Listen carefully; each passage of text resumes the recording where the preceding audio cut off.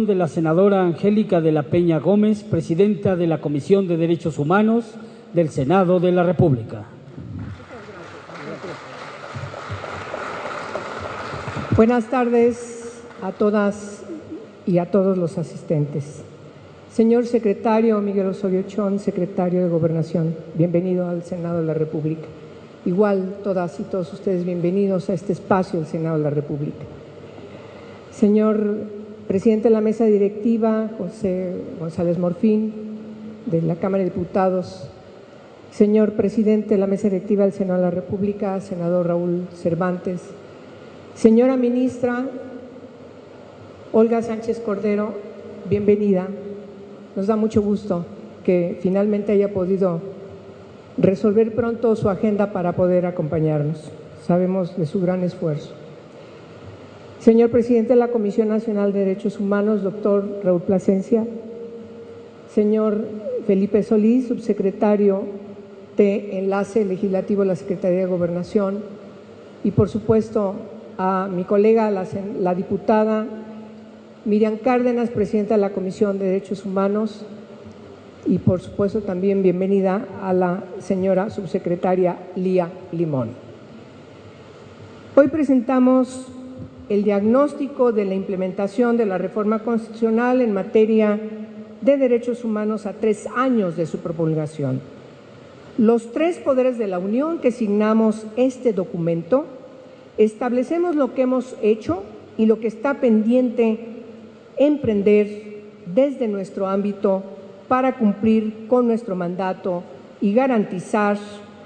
a todas las personas la más amplia protección, consagrando como criterios fundamentales la interpretación conforme y el principio pro persona.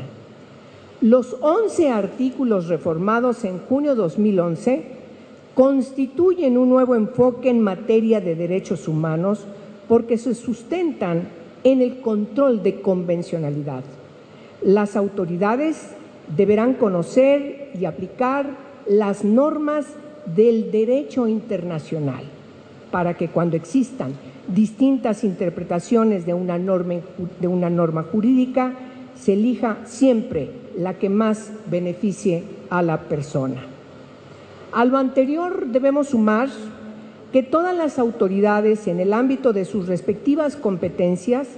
tienen la obligación de promover, proteger, garantizar y respetar los derechos humanos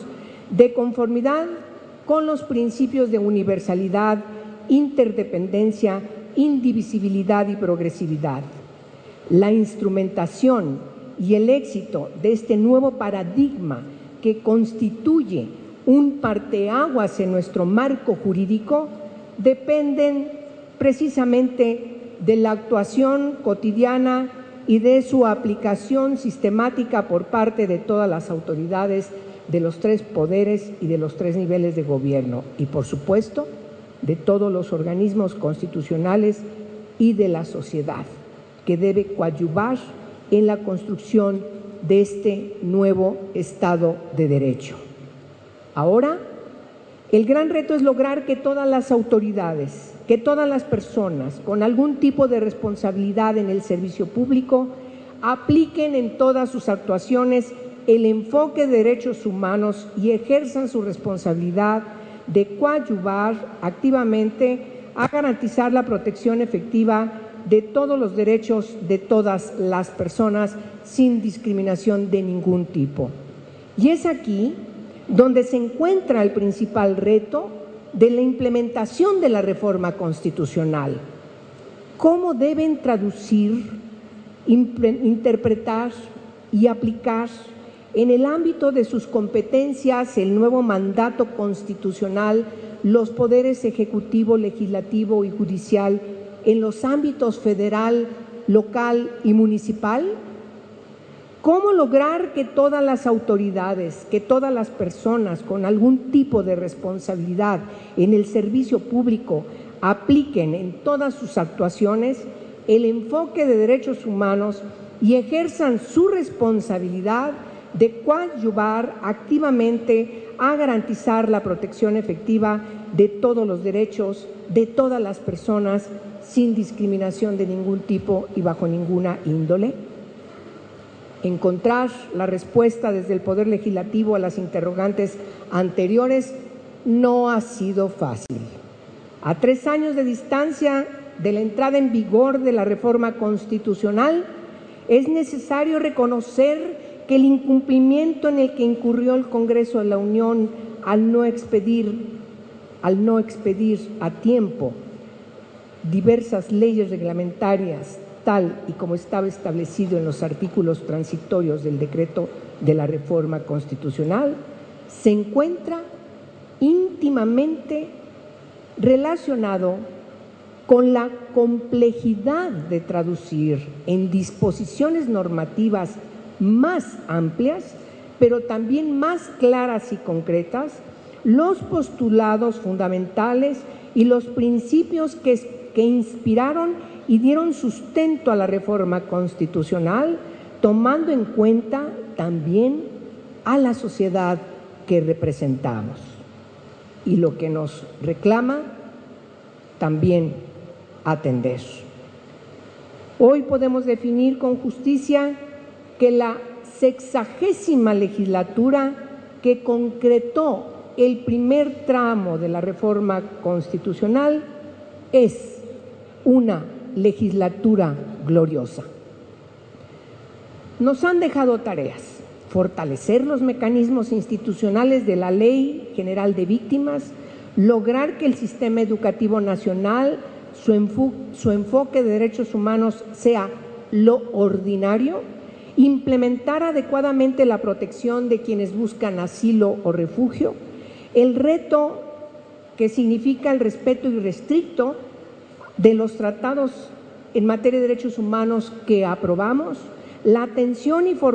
formación de autoridades para que puedan garantizar el principio de reinserción social en materia de ejecución de sanciones penales, concretar la aprobación de los dictámenes de las leyes reglamentarias de los artículos 29 y 33, garantizar que los organismos autónomos de derechos humanos estén en el más alto nivel de aprobación por la relevancia de su encomienda, y en particular la Comisión Nacional de Derechos Humanos con sus nuevas atribuciones, repensar como ámbito legislativo qué reformas es necesario implementar para garantizar remontar las dificultades que observamos en quienes deben aplicar estos preceptos. Sin duda es un pendiente que nos ocupa.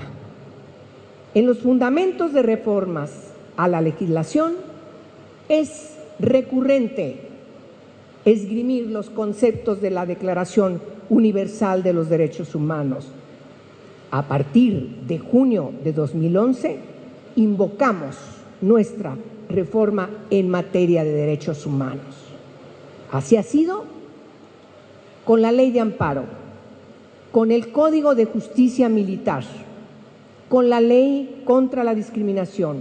la Ley contra la Tortura, con diversas leyes que tienen que ver con los derechos de las mujeres en esta persecución de la igualdad sustantiva,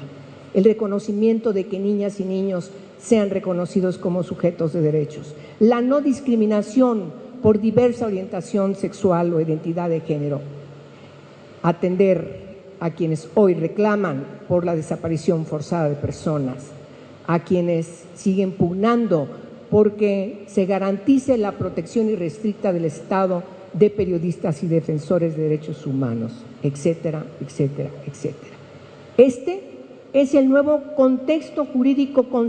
constitucional en el que el Senado de la República habrá de enmarcar y sustentar sus trabajos en esta legislatura y en la legislatura consecuente. En consecuencia, las y los senadores de la República asumimos la responsabilidad. Aquí me acompañan las 2 senadoras que constituyen la mesa directiva de la Comisión de Derechos Humanos que yo presido, la senadora Lucero Saldaña y la senadora Adriana Dávila, y por supuesto desde nuestra comisión y las comisiones, y siempre con el acompañamiento desde la mesa directiva del Senado, seguir construyendo y consolidando estas reformas que garanticen que que los actos de los poderes públicos del Estado se ajusten a los estándares del derecho internacional de los derechos humanos y de nuestra Constitución. Este diagnóstico no es un punto de llegada, sino de partida, y está a disposición de todos ustedes. Muchas gracias.